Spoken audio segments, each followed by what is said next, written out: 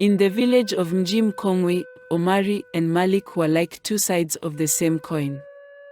Raised together since childhood, they were inseparable. If Omari had a problem, Malik had a solution. If Malik was in trouble, Omari was his shield. But there was one difference between them. Omari was quiet, dependable, the man who built his life with his hands. As a skilled carpenter, he shaped wood with the patience of a farmer waiting for rain. He had no time for tricks or clever words. His work spoke for him. Malik, on the other hand, was a man of words. He always knew what to say, when to say it, and how to make people trust him. But there was one exception: women. Around men, he was confident and persuasive. But around women, something changed. His usual charm twisted into nervousness. His sentences stretched too long, his jokes missed their mark, and the charm that worked on men often failed in front of a woman's discerning eyes. At least, that was how it had always been. Until Aisha. Aisha was more than just beautiful. She carried herself with a quiet grace, her presence like a breeze on a stifling afternoon. She was kind, but her kindness had edges. She could cut a man down with a single look if he overstepped. Omari met her at the market, drawn first by the bright fabrics she sold, and then by the woman herself. Their love grew steadily, like a tree with deep roots. Omari saw his future with her, and when they spoke of marriage, it was only a matter of time. So naturally, he introduced her to Malik. And for the first time in his life, Malik did not stumble over his words in front of a woman. With Aisha, he was smooth, effortless. It was as if something in him had finally clicked into place. She responded to him differently than other women did. She listened, she laughed at his jokes, and most importantly, she looked at him. Not the way she looked at Omari, but close enough. And these were reasons enough for Malik to assume that Aisha was the woman for him, not for his friend who had brought her home. It started with innocent meetings. Malik passing by Aisha's stall at the market, stopping for a quick word. Then longer conversations. Then private whispers. He never spoke against Omari outright. No, that would be too obvious. Instead, he planted seeds of doubt. "You're a strong woman, Aisha," he would say, shaking his head as if troubled. "You need a man who understands that strength, not one who just provides." She would laugh, brushing it off. But the words lingered. Omari was good to her, yes. He was steady, yes. But he was predictable. Routine. Safe. And something about Malik's unpredictability thrilled her. Soon, what began as curiosity turned into something dangerous.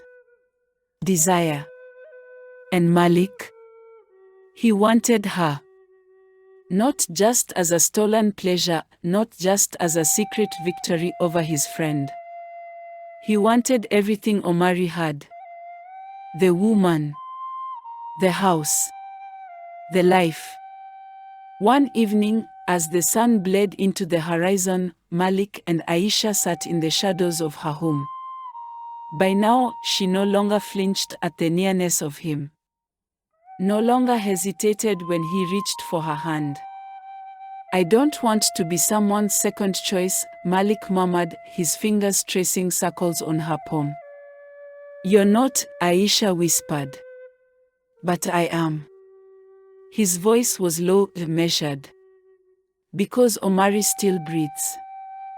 The silence stretched between them. Malik leaned in closer, his words barely a breath. "What if he didn't?" Aisha tensed. She had followed him this far, indulged in stolen touches and whispered betrayals, but this was a line she had not considered crossing. Or had she? Because deep inside, in the place she refused to acknowledge, she had wondered. Malik saw the hesitation in her eyes and pressed forward. Think about it, he coaxed. Omari is a good man. But good men don't win, Aisha. They build. They work. And in the end, they are left with nothing. His grip on her wrist tightened. But you and I, we could have everything. Her lips parted, but no words came. And Malik knew. She was his now. Completely. The plan was simple. Aisha would cook for Omari as usual, mixing the poison into his food.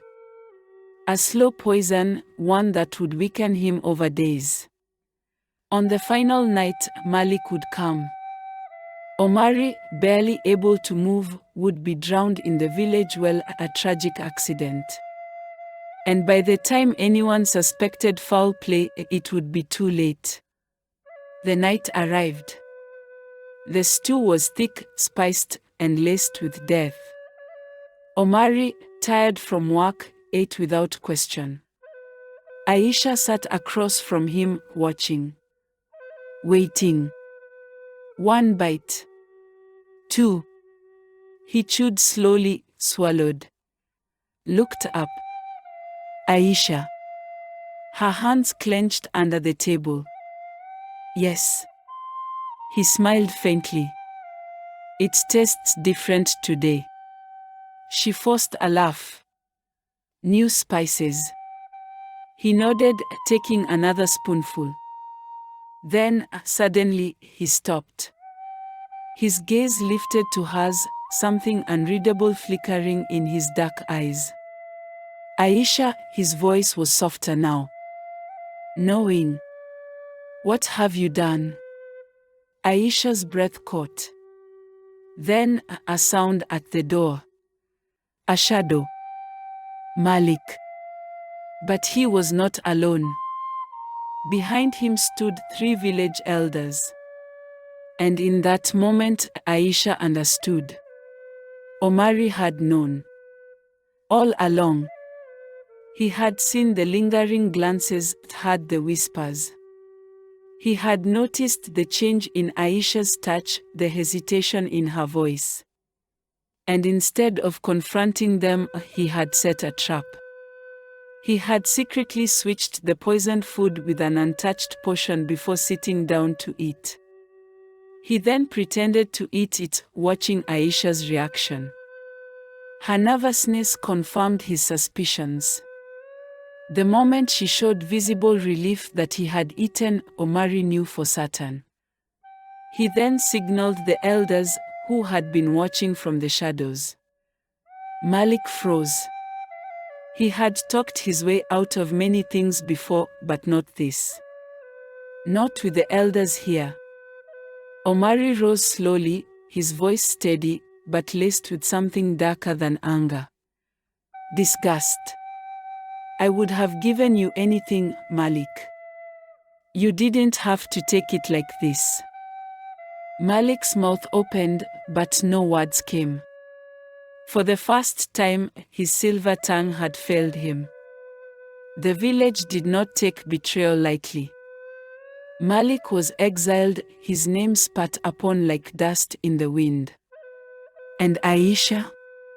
She was forced to watch as Omari walked away, forever beyond her reach.